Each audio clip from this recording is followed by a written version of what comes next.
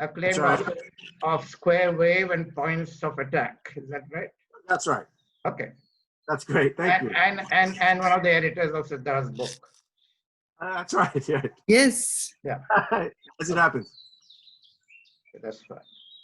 So, Sahil, we're ready. Tell us when to go. Yeah, I've started the recording, so you can start whenever convenient, Anil. Okay, I'm counting. Let me go off of the meeting. Hang on. I'll leave the meeting so then you can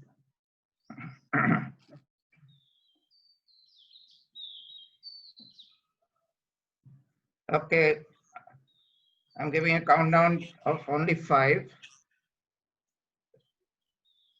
Because it's a small rocket we are launching. So, Don't be so sure. so 5, 4, 3, 2, 1, and 0. Welcome to Literature Live, Brightness of Books, partnered by RIL, Reliance Industries Limited. In this series, we bring you new books and their authors in the hope that the brightness of books will lighten the all-enveloping gloom around us. Today's book is different though, called simply Loss. It is a moving and profound meditation on personal loss and grief. Its author is Siddharth Dhanvant Shanghvi, award-winning writer, perennially young Peter Pan and friend. We'll be in conversation with Mark De Silva, New York-based writer and journalist, acclaimed author of Square Wave and Points of Attack. He's also one of the editors of Siddharth's book, so he should know it pretty thoroughly. So here we are for Literature Live's Brightness of Books, brought to you by Reliance Industries Limited. Over to you, Mark and Siddharth. Great. So I'll pick it up first then, Siddharth, and say a few words about maybe how we met and came to know each other, and I came to edit some of your work here. That would be wonderful, Mark. Okay. I guess it must have been about 7 or 8 years ago now. I had more or less only recently started in journalism, actually crossing over from academia. And I picked up a job eventually at the New York Times. I was working in the op-ed department.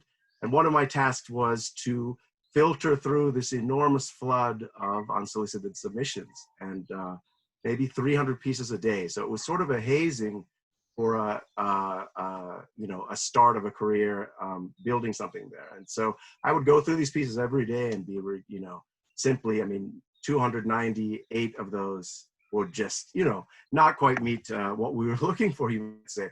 But I came across a piece from Siddharth. I think it was supposed to be 2013 or 2012, something like that. And what's interesting is, and I didn't try to go and dig it up because what came to me was the voice, right? The personality, the substance of that piece. I can't actually recall now, but what I remember from it is a very strong personality, right? And a very analytic sort of mind. And so I showed this to the editors, and we went from there. And they said, well, I'm not quite sure about this piece, but you could consider staying in touch with the writer if you think he might have some promise for us. And so this was one of the writers I tagged. Was Siddharth was someone in this endless flood of submissions, one of the ones that I thought, wow, this is somebody. And I think over the course of the next few years, what we published, maybe 4 pieces there on various topics about India and young life in India and your feelings particularly about Bombay. Maybe you can tell us a little bit about how you came to submit and what your thinking was and what you were hoping to get from that interaction. What you did get. I hope it's something good. Well, thank you, Mark. This is a very special conversation for me because I get to pay homage to one of the people who brought this book to life, which is yourself. I'm also very lucky to hold a copy of your latest book, Points of Attack, which I've really enjoyed reading all over again. And I love, your colleague describing you in the foreword as somebody who looks uh, out of the window, doing nothing, not looking at the phone, not being distracted, and just looking out and thinking. That's somehow an image I carry of you myself. So to sit here and talk is to enter that space of quietness with you. I am in a village in Goa as I speak to you, Mark. So if you hear ambient sounds of dogs howling and possibly killing each other, you're just going to have to, accept it as par for course for where I'm at. It was actually one of those wonderful serendipitous events that I would send and a submission out to the New York Times on like some random email that they had. You would pick it up and that you would decline. And I love the fact that we remained friends after the fact that you had rejected my piece. And I didn't really publish with you until much later, but we kind of kept exchanging mails. And then you very graciously stepped in to edit The Rabbit and the Squirrel for me, which is, my third book. And again, this is somebody I had never met in my life. And so for you to commit this extraordinary act of generosity and grace, it became like a kind of standard bearer of very quiet, dignified humanity and how that can border on nobility when we can extend ourselves, which is really what you did. So thank you so much for that. I enjoyed writing those pieces. It was for a year that I wrote for you and for the New York Times, and it was great. And I would get all these messages from you at like 2 a.m. saying, can we correct this and can we change that? And it was so much fun. I had a blast, writing those pieces, and maybe we'll revisit that space, at a later stage in my life. But most profoundly was the fact of this gift of this friendship, this sort of uncanny, odd friendship, where you have bestowed me with so much of your time and so much of your energy. Really, all I can do is bow before you a million times to thank you, and that would still be inadequate. Let me say, this is all I'm going to say about my own writing, because this is really not about that. But you were one of the very, very first readers of my novel, which was Square Wave. So just as I was making my way as a writer, I had kept that manuscript to myself for about 5 years. People, yes, there's something in the works, let's just say. And I left it at that. And around that time, only around, I think, 2013, I remember that you inquired on your own. I would never mention it to when I was working with you. You said, are you also a writer? Might you have anything? I said, well, sure, yes. Anyway, and I tried to bring things back to, working with the writer, stuff. But you showed a curiosity about, well, in some ways, who was this mind that I was dealing with? Just in the same way that I was curious about you, you showed an unusual one. Believe me, most writers really have very little curiosity about their editor. They're much more interested in the attention coming back to them. It was a big surprise, and I sensed a genuineness. So you were actually one of the first readers. You also were there for my many, many rejections, and you were very positive and very encouraging. So that's why this worked out, I think, as a friendship more than just a writerly relation. There was a certain support that you lent without asking anything. So I really appreciate that. I did want to mention that. Thank you. So do you want to maybe read a bit from the book now, or were you thinking later, or maybe later, because I've forgotten the book inside. I carried your book and I forgot mine, so I'm gonna have to step out very quickly and get it. Can we dive in, or? I'm sorry, I feel so incompetent. Let me go and quickly get my book. Hold on. Okay.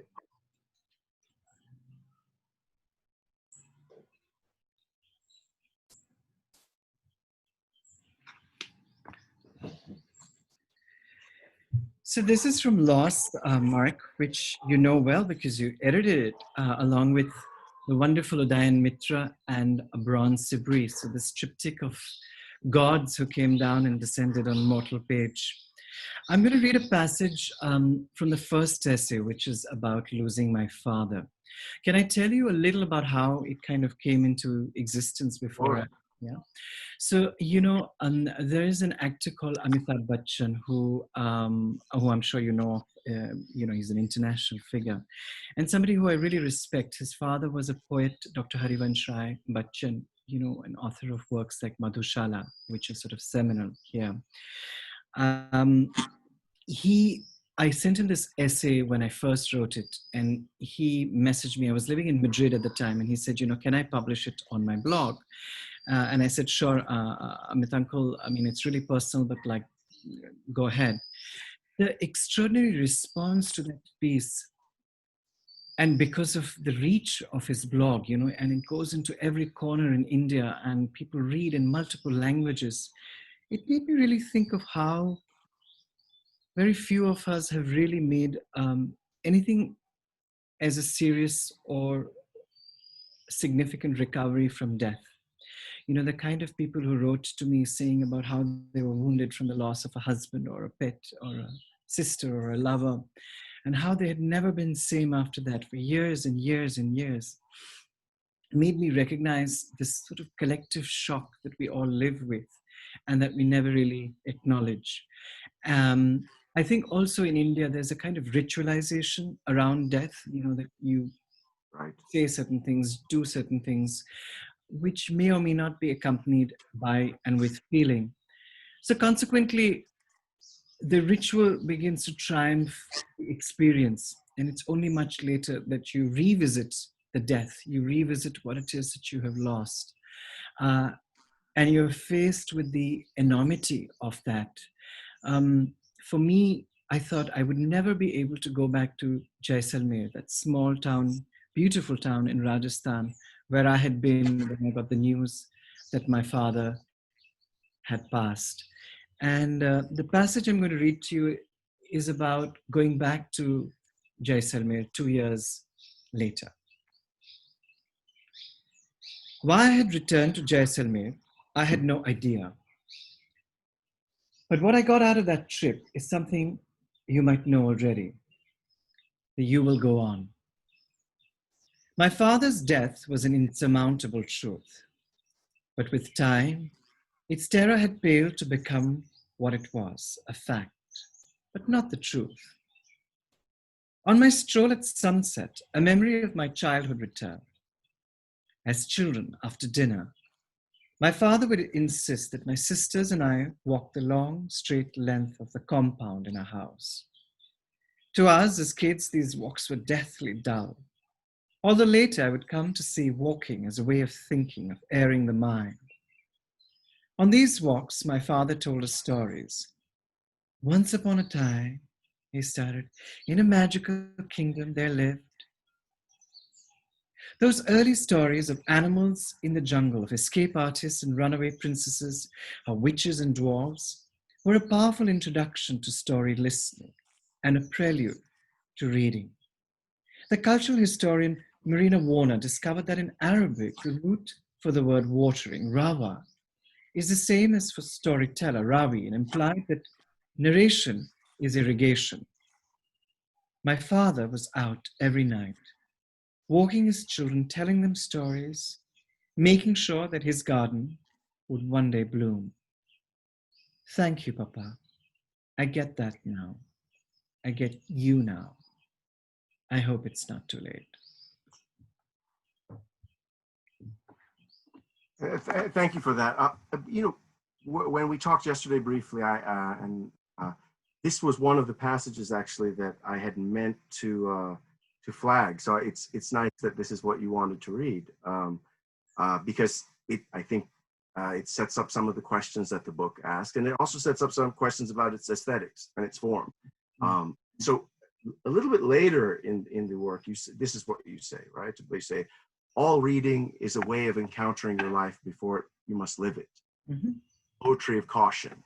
Mm-hmm. And I think that it connects with your development as a writer, and it also connects with merely your development as a person, and fathoming some of the sorts of events that funnel into one's being a writer and one's simply being a sensitive human, right? Mm.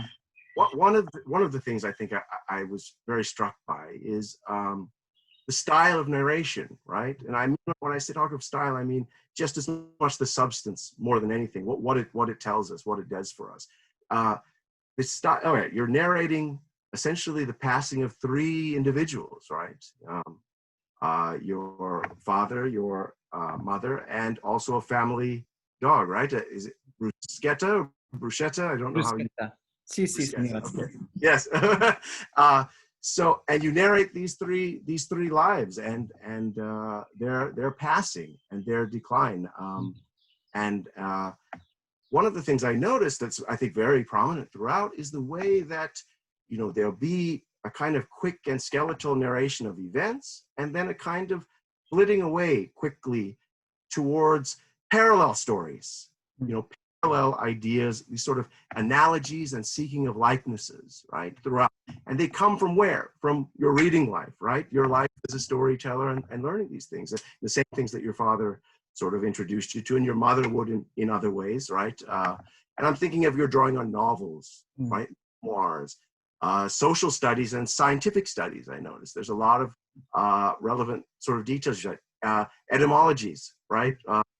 All the word origins you like to draw on, and also a lot of discussion of the natural world, habitat. So I'm curious, what drove you to this kind of structure where there was a narration of the difficult event and a kind of seeking, an endless kind of flitting and dancing towards parallels, other stories that maybe might shed light on the story of your life that was unfolding in front of you, but coming back around to this quote, all read a way of encountering your life before you must live it. It struck me that's got to say something about being the key to some of the structure of the book. Well, that's a really profound question, and only somebody as refined as you with an editorial inquisition could, you know, even highlight this. I have to admit that at the time of the writing, I wasn't even aware of it. I think that I was really layering it.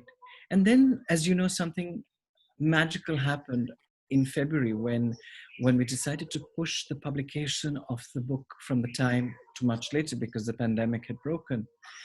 And in those months, I went back to Udayan, my editor at HarperCollins, and I said, do you mind if I edit the book all over again?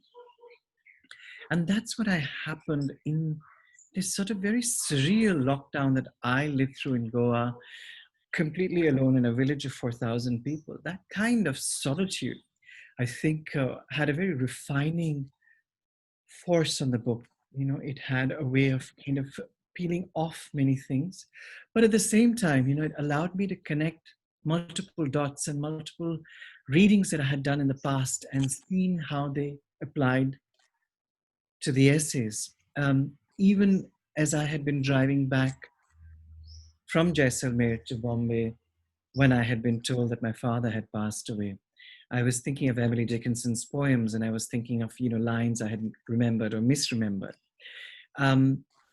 It was in the solitude of Goa many years later that it occurred to me that that's what literature and poetry have always done for me. They weren't really aesthetics. They were a shield. They were a shield against time. They were a filter through which I looked at the world and processed my life. So if anything that comes through which seems vaguely intelligent, it is the mindfulness of other authors. You know, everything that I bring is accidental and useless. But how lucky I am that, you know, these other minds and their refinements could have been brought to page and could have been, and really see that time, you know, Mark, of 6 months that I got to edit the book was invaluable. And really, I go back to younger writers and say that that's just what you should do. Leave your book aside for 6 months. Be very quiet with it for some time, Right. and then come back to it. Well, you mentioned at one point in the book about your reading of the literature of grief. You know, it comes up somewhere in the midpoint of the book, and I was curious. Which sort of authors were you reading? Which were you learning from, and which ones did you see in some way in relation to your own that you see yourself as operating in conversation with? I'm curious now that you mentioned it. Well, the readers that the writers that I was reading were so great and so beautiful that you know, for me to reference them would be as a reader. You know, I would never ever dare to think of myself in conversation or as an equal of them in any way. So when I do reference them, they're just as enthusiasms. Um, Obviously, Joan Didion's The Year of Magical Thinking comes to mind for its very surgical detachment of very profound losses, but also Paul Kalanithi and his book When Breath Becomes Air. Right.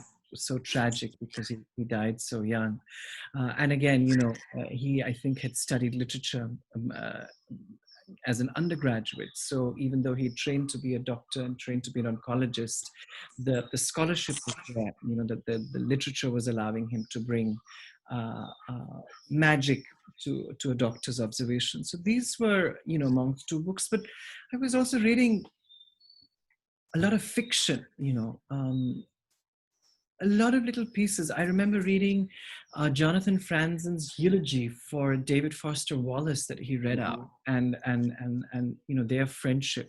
So I was always dipping in and out of these very beautiful essays, beautiful eulogies. I remember even reading Toni Morrison's eulogy for James Baldwin and the way that she recalled him in the New York Times, which was really like a kind of like a pastor reading out, you know. So these are the things that, you know, I was very inspired by. And of course, in no way have I ever been able to match up to them in loss, but that they were formative texts for me, that they were spaces that I would revisit often to think about my work. Can you tell me though, you know, one thing I was curious about is how did these pieces come about? I mean, were they always, I mean, I'm struck by the style of narration makes me suspect that, I mean, were they always intended as acts of communication between people, or what could, like in the way that a magazine feature is, or to put it, the way that a novel is? You know, you sit down to read a novel, in some way you understand that this is going to be an act of communication, something to be presented to others. I was curious and unsure. Was it that sort of act, or were you in the beginning? Was it an act of sort of private communication that maybe developed and you saw potential and layers and enrichment down the road? You know, Mark, I had no idea that this book would ever be published or that it would ever be written. It started out quite accidentally, the process, because HarperCollins had approached me to publish my nonfiction. And there was a contract for that. And I had gone off to do a residency in Italy to work on them. And it was there at the Elaine Danilou Foundation in outside of Rome, where I wrote back to Udayan and I said, you know, this just seems too lazy and convenient, and I'm really sorry I can't do this. It just seems that I'm lucky that a publisher has approached me and they're going to put this together, but there is no binding. It doesn't seem coherent, and I don't feel like I want to go ahead with this. So Udayan then asked me that, you know, what is it that you would like me to, what is it that you would like to publish? So I turned to him and I said that I would like to publish a book on death, on writing about it, and that there was this one singular essay which had presented itself, and I wanted to develop on that. So that whole process started quite accidentally. I had no idea that this was ever going to happen, but I recognized that there was some truth, some integrity in that one singular essay that I could somehow try and flesh out. There was an idea that I could rub, you know, like it had a little bit of dust, but I knew that if I could just spend some time with it, I could perhaps make something else out of it. Right.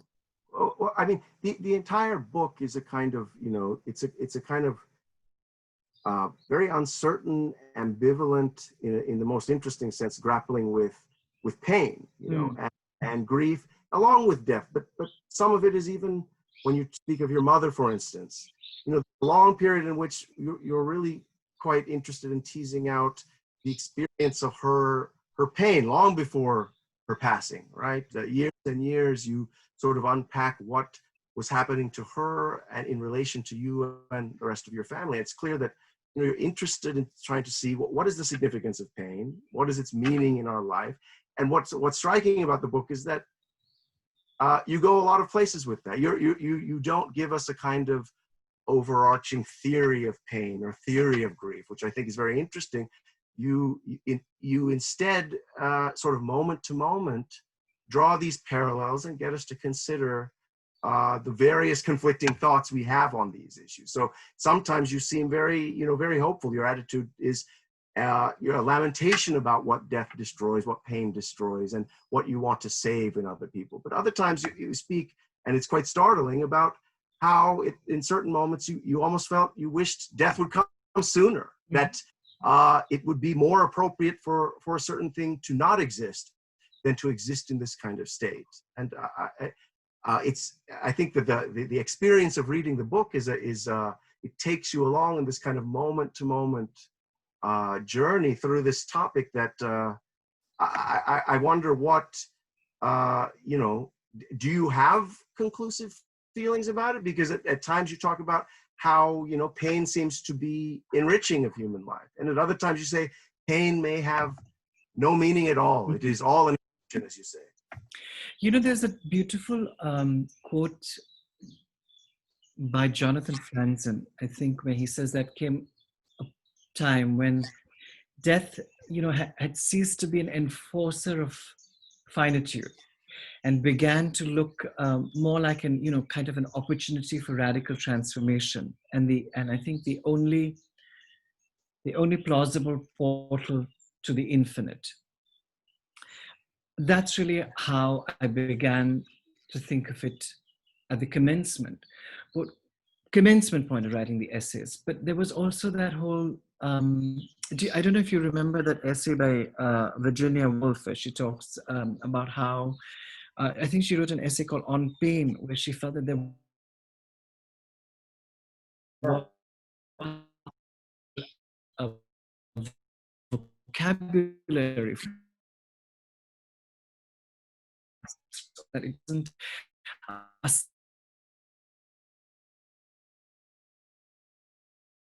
about politics, we must write about gender value.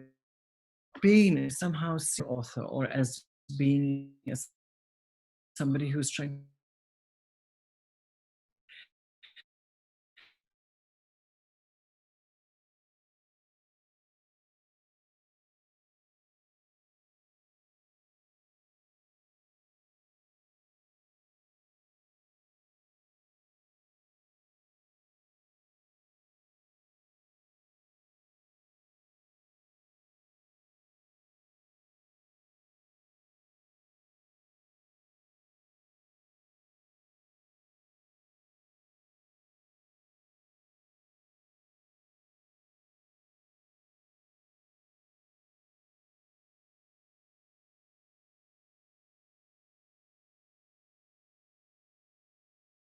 One of the salient distinctions you draw along the way is that, well, pain has an enriching component in human life in a way that perhaps it doesn't, right, in animal life. And that's one of the things you mention along the way of deciding on when to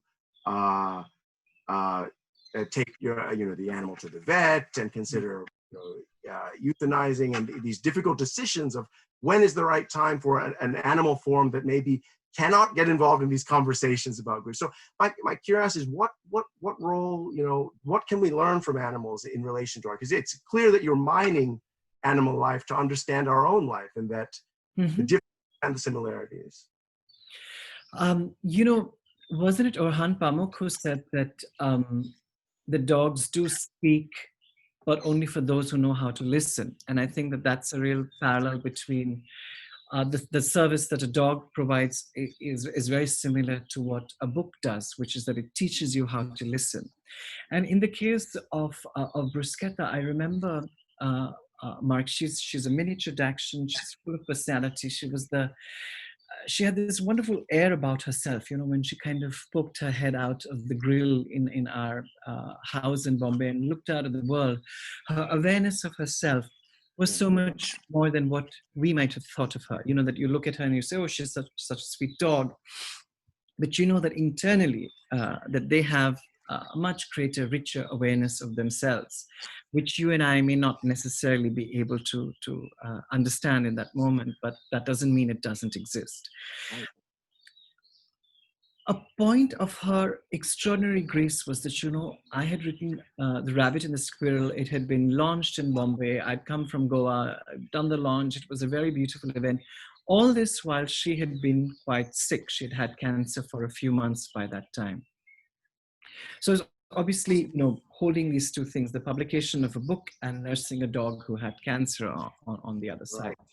Mark, what was so extraordinary was that she passed away the morning after the book had been launched. Okay, so there was a kind of certitude inside of her which made her want to say, I'm going to exist, I'm going to live, I'm going to pull through until this happens. I'm not going to have something terrible happen to him just when the book is, that kind of sensitivity, that kind of grace, that kind of generosity was very apparent. And the next morning when I came down and I saw her, and she couldn't breathe, she had lung cancer. And she looked me in the eye, and I called up the vet, and the vet said, I think, if it's this bad, where she's really wheezing, she's rasping for breath, you have to bring her to the clinic right now.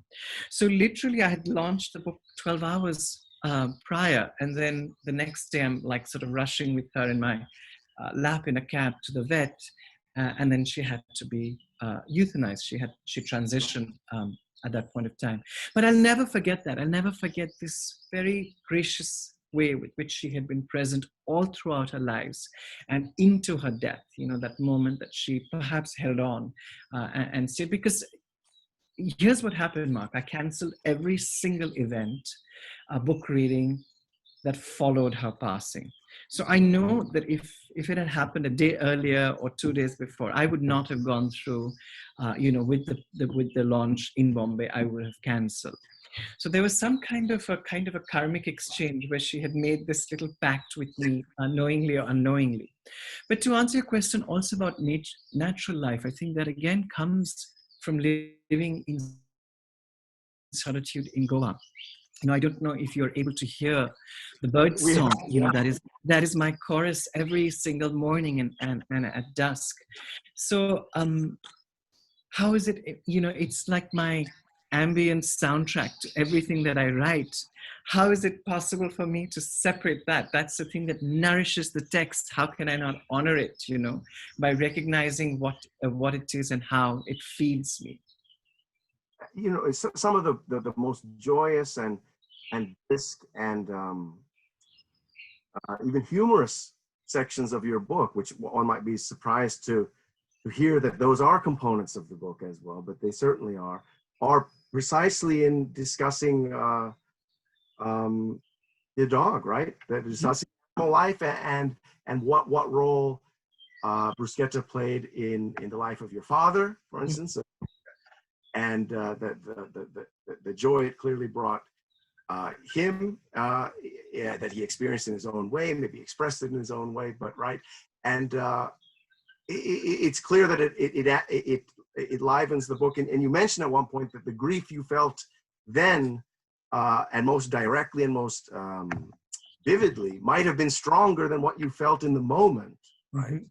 Of the grief you felt on the two stories flanking this in the book, right? Which is the mother and your father. And so it's clear that, I suppose, what do you think it is about animal life that can make us feel that impact in a way that maybe our feelings towards other family, etc., can maybe be something that takes longer to unpack in some way, which is the feeling I get from the book, that it took a little while to get to what was at the core of your sense of your father and your mother.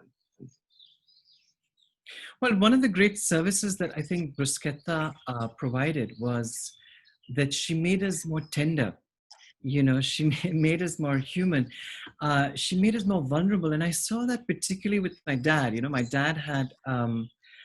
My dad was a difficult person. He was very generous. He was very kind, but he also had a temper. But the one person with whom he was always calm was bruschetta. He was always very gentle. One, she was very little, so there was no way that he could not be, because she was like the size of a big rat. Right.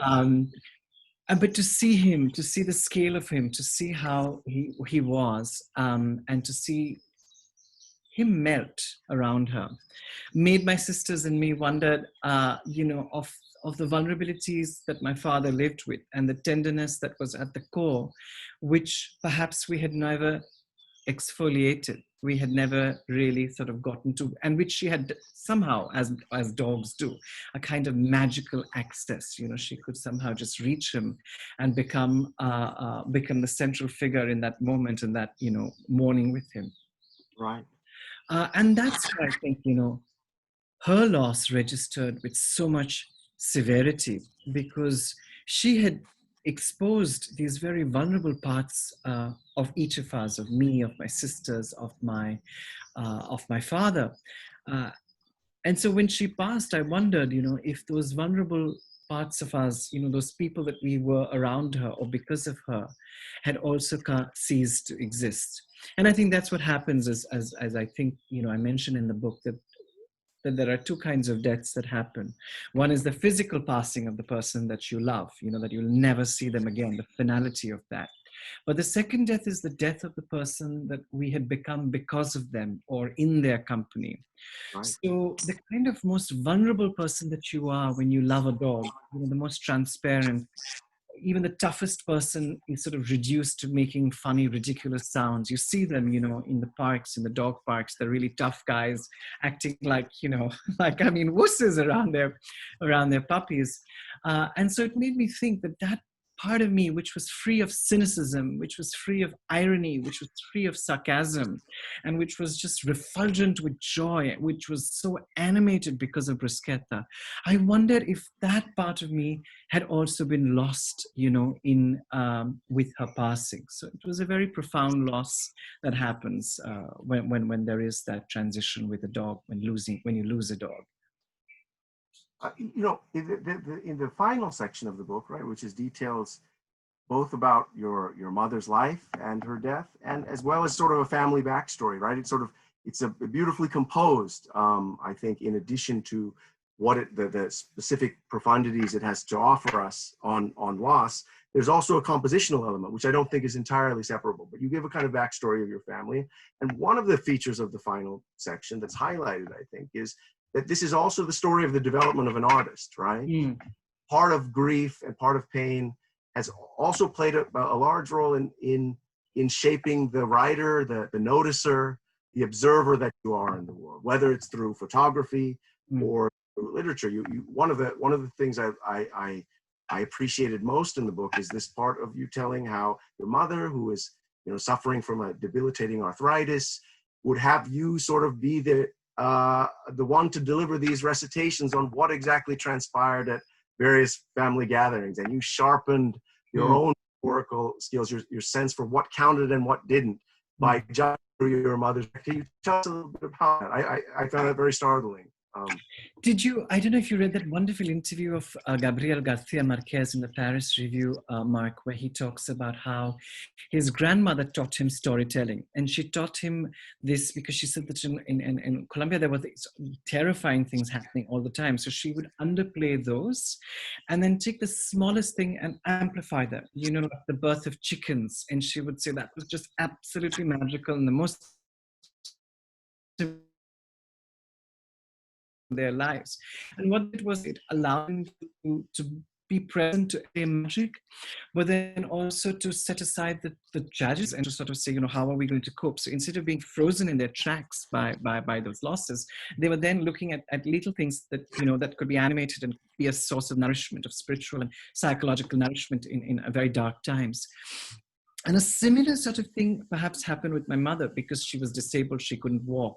We would come back from these dreary family dinners. They were sort of deathly boring. And then she would say, oh, tell me something, you know, what was this person wearing? And, you know, is she still having an affair? And is this crazy person, has he lost all his hair? And, you know, because they were so boring, the only thing I could really do, Mark, was to kind of embellish. I could amplify, I could make them more gossipy than they really were. And I think that was my formative experience, you know, as a writer. She kind of trained me on that bedside, you know, she gave me that kind of tutelage, you know, tell me about the day. That, and I think if you allow me to pay homage to my grandfather, Dr. Arvind Vasavda, you know, who had studied dream analysis with Carl Jung in Zurich. and who lived in Chicago, but he came to India for the winters. And every winter in the mornings, we would go and sit by his, on a footstool by his old chair. And he would ask us, tell me about your dreams. So very early on, at the age of 8, 9, and 10, there was an elder in the family who was giving our subconscious life that much permission, that much significance, and then also training us how to take one image after the next, because there was no incoherent babbling around it. You couldn't say, oh, I dreamt of this. So, okay, tell me, what is it that you dreamt of? What are these images and what do they mean to you? And how can we have a conversation about that? So it was these two things, having to sort of regurgitate banal things in a way that was exciting for my mother. And then the very strict discipline of sitting with an academic, and a scholar, and sort of saying, okay, this is what I dreamt of, and I saw this, and then this happened. And he gave it that kind of importance, he gave it that kind of, so those were the two things I think that, allowed. That's extraordinary. That you were presented with sort of dream analysis and told, do better. You can, you can parse that more deeply and more closely. I think that's, well, my grandfather had dream analysis and my mother had nightmare analysis. Right. The banal Diwali dinner. Please tell me about that. Right. I consider the book sort of a triptych when I had worked on it with you, in editing. But of course I see now, right, when I look at the hard copy that I got, the way that, photos are interpolated into the book. And it's almost, it's its own interlude, and it has its own place in the book, and obviously the scenes pictured have a relation to the text, and sort of key moments are visualized. Can you tell us a little bit about the role of photography in loss in the book, but also in the processing of loss? I'm kind of curious.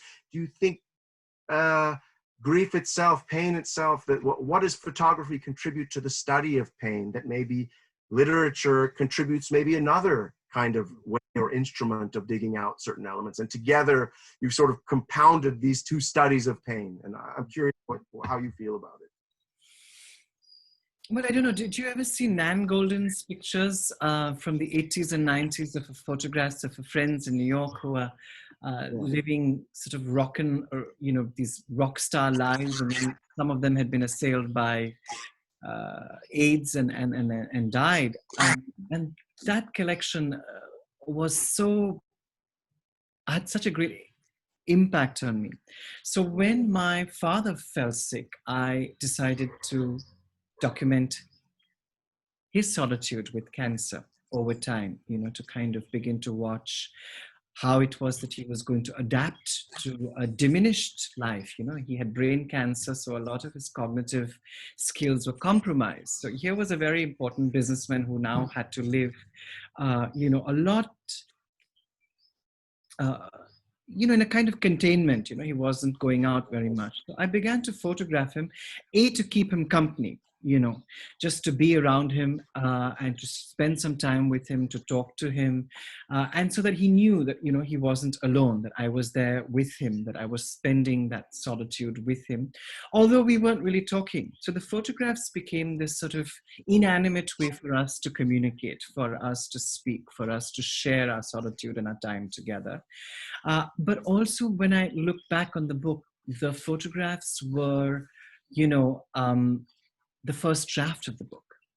They were a way for me to a commencement point. So, when people think of the photographs as a sort of ancillary, as an add-on, as the fourth essay, that wasn't, it's the central piece. It's the place of recollection. It's the beginning in some way.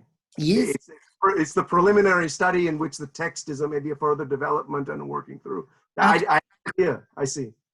And did you ever, Toni Morrison talks about how, she would write so much and then really go back to a certain page. And then they would say, so what was all this before? And she said that was throat clearing. So it's like a singer where, this is not working, this is not working. Yes. and then you're coming to it. And so I shot maybe like 2,000 photographs or 4,000 photographs. And then there was like 20 that was whittled down. And that was the first draft of this book. And so even people say, well, how do you remember how your father looked? Or, you know, the way that, you know, Bruschetta looked out when she put her head out of the grill. Well, because I photographed that. I lived that. I have documented evidence of me being able to revisit that. I couldn't help but think a little bit, you know, it's a slightly different context, but nonetheless of Sebalt's work, you know, where there's an interpolation of photographs where he allows the image to do, you know, to bring life to the text and vice versa, that there's a kind of integration that goes on there that's not entirely, you know, paraphrasable or parsable, but it's a kind of tonal thing. I almost, the composition of this book is almost musical in the way the photographs. One thing that's very unusual about them is the extraordinarily large margins. I thought of white space in which the image sort of hovers, you know, these images of people now, you know, past, you know, animals now past. I'm curious, compositionally, I mean, even just the way this book is articulated as a physical object. I mean, the covers are very distinctive. I was telling my girlfriend that this is the kind of book you might find at, you know, a small sort of boutique publisher or house like Printed Matter in New York, where things are tended to in this sort of very loving and very bespoke sort of personal way. How did you come to this form, and did you work with anyone else in thinking through the form? I'm sort of just curious. You know, I was so lucky to have a dream team. You know, I had Udayan Mitra who you know, allowed me to flesh out the essays along with you and along with Bron. But I also had a dream book designer in Bonita Vaz, who she just came one day to Goa to see me, to talk about the book and the cover and the vision. And I just said, you know, I want to keep it very simple. I want it to be almost like a really beautiful a gravestone, you know, a place that you can go very quietly and remember someone by. And she took that sentence and then she just developed it, and she made this very simple cover that just sort of came through. And yeah, it's very, very distinctive. I can't recall such a austere and sober and grave kind of you know, a format in a major publisher's sort of book. It's very beautiful. Well, hats off to HarperCollins for doing that, for taking that risk, because they've seen now that, you know, you don't have to bombard people with images. You don't have to have something flashy and gaudy for it to be eye-catching, that you can have something very simple and decent and respond to it with integrity. That's the right word. Yeah. And it's the right treatment for such you know, very, very serious matters, and on which you know, I was thinking in reading the book, you know, there's a point where you sort of disclaim being an intellectual within the book towards the end, I think.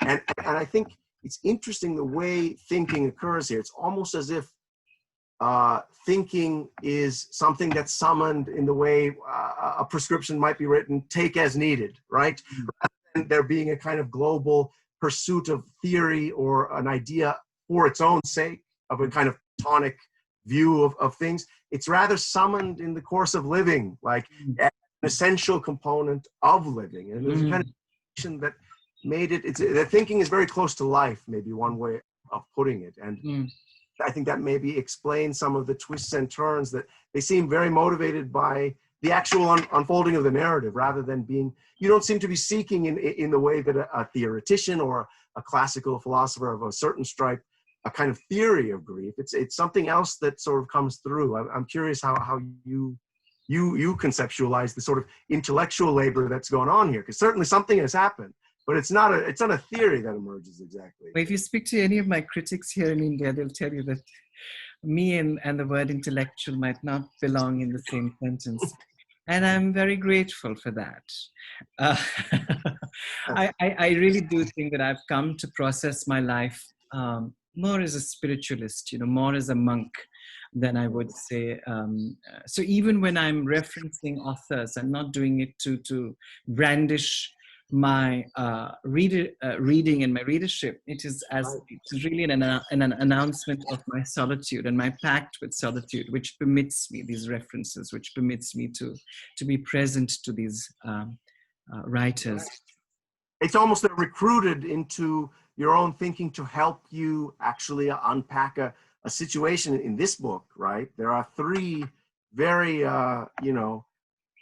unfortunate and dismaying scenarios playing out, right? They're like three stories of decline, right? I think, while other things are emerging, while you are developing as an artist in various ways, it's unignorable that there's the story of this decline and how you siphon and marshal these resources, as it were, to not merely to steal yourself, but as it were to parse. In one point you say, as I mentioned earlier, you seem to think, you reference an uncle or maybe not an uncle, but a family friend, actually, I think, the funeral of your father, that you see that he has come, though you have had a falling out, the family, but you see him there shedding tears in a way that people you maybe knew much more closely or regularly, that came to your house and spent time, they're absent.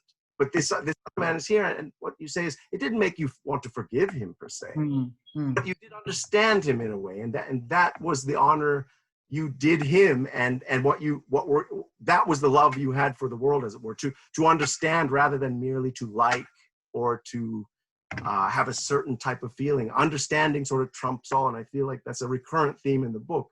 Not to veer towards sentimentality and merely being fond for the sake, but to live without illusion in some way. I think that's why I think I'll never be an intellectual, because the moment I saw my uncle weeping, I saw this relative weeping at the crematorium before my father's dead body, I recognized even then how a death can be an aperture to reconciliation. How it can be a pact with peace, for both for the deceased, but also for the living, in that moment where I could see this man for his profound pain. And so it doesn't mean that, we're going to become friends again or become, go back into a relationship, but at least I can recognize your humanity for the fact that you have come before me and wept. The fact that I see you in your tears as you see me in mine. Right. And that very recognition, mammal to mammal, Right. And that is kind of a forgiveness, it's a setting aside, if not anything else. And so I wish we would recognize that more, of how death does give us those opportunities, those moments of reconciliations with people who we've never spoken about. There's a place in Varanasi, an hospice, which is run by a man who has seen over 12,500 people come there and die. And they asked him that, what are among the key learnings that you have gleaned from running this hospice? And one of the things he said is that fix all your relationships before you die. It doesn't mean that you have to become friends. It doesn't mean you have to engage again, but just fix all of it. Because he said that people who had not done that were the ones who struggled. They were the ones, who had been given like a week to live, but then they continued in their pain, they continued in their suffering, they continued in their anguish, because they hadn't been able to fix it and to set it aside. So I love that. I love the practical aspect of that wisdom, of that lesson.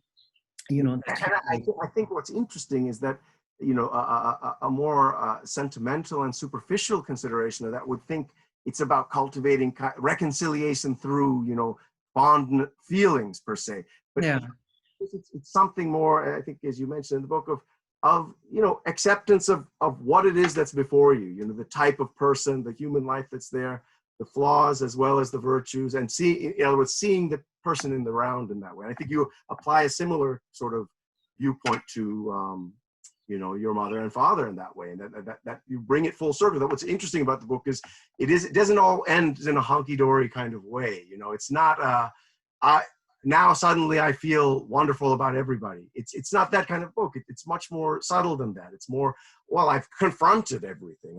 I've faced it in some way, and that's the beauty that sort of rises up from the work, I think. So Mark, because we have just a few minutes, I want to take this to actually loop back to you and to ask you, why would you choose to give your time, your energy, your psychological awareness to my writing? We've never met. I only know you through work. What made you want to invest all this time and energy? I mean, I know that I've said this before multiple times. I don't know if I'll ever be able to thank you. I don't think you can ever thank somebody for this kind of a profound gift of time. What made you want to do it for me and for these books? I think what's interesting is one of the themes of the pieces that you did submit long before I saw your other writing and dealt with your books was a theme about a certain amount of disillusionment with the literary world, with the art world, and the sorts of the sorts of vanities that are sort of trafficked in there. I think it is almost as if these sort of metropolitan areas, and obviously you've chosen to move to Goa, right, away. So that there's something going on there. I think it's not that, vanity doesn't exist in these other places. It's just that the city has a way of stimulating or inflaming what it can seed sort of anywhere. So to bring this round, I mean, at a place like the New York Times, you deal with quite a bit of vanity, right? And there's a lot of, as it were, every world religion understands this idea of temptation towards the worst in us.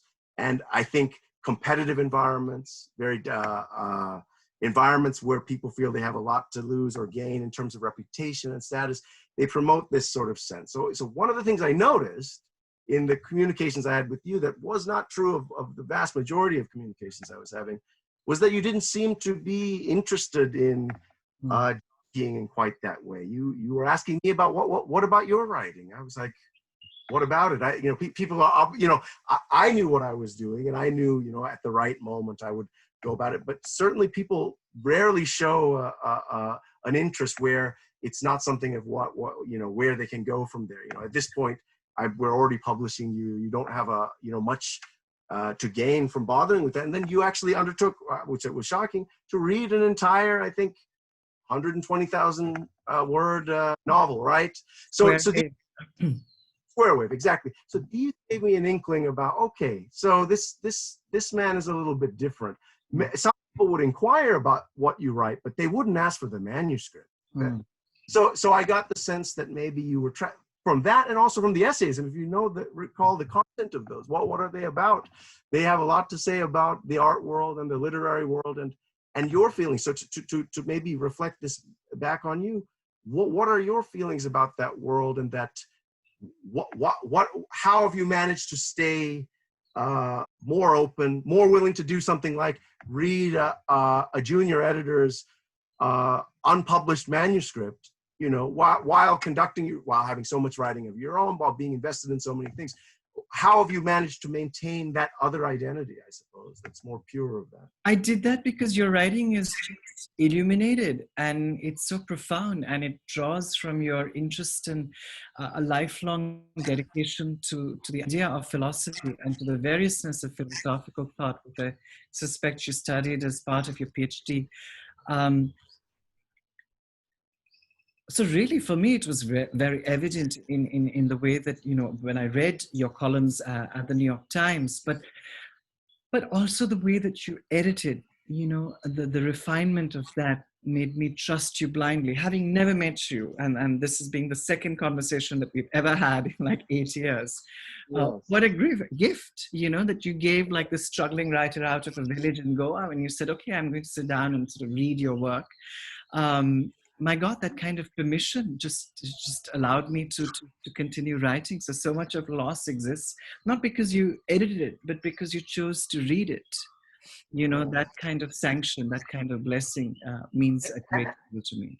I also think our method was a little bit unusual in that you would send me things, I would mark them up, I would read, I would offer comments, but I would say, take what is instructive here. I wasn't interested in bullying you or saying, this doesn't make sense, or that, this is the more typical tact of a New York Times editor in particular, who comes on quite strongly. I was more like, here are some thoughts, do with them as you wish. And I think that's why we have the relationship we do. You could see that I'm not trying to make an impression vicariously through your writing. I'm trying to recognize you as, hey, here's someone who knows a thing or two about a sentence, who knows a thing or two about the human mind, I can only point to sort of, hey, have you noticed this issue here? Or might you direct your attention to this? It's a very gentle handling when the writer is blessed with the right gifts. And I think that's what made it work. And you'll agree, Mark, that I was lucky enough to absorb almost all your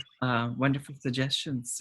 So thank you so much for making Loss what it is. This is really a celebration of you. And I hope that all my friends here are going to go out and get a copy of Points of Attack, which is a wonderful collection of these little essays. When that image of you looking out of the window and doing nothing at all, I think is so misleading, because that nothing at all is where Points of Attack comes from. So it is actually a very profound engagement with time, with its fragilities. So thank you for writing it.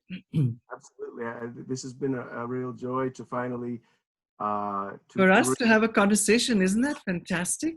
For us to finally meet because of loss after all these years of lobbying people back and forth, and then here you are making this conversation, making time for this conversation. I'm so lucky. I hope that we can have it again, once in Goa and once in New York.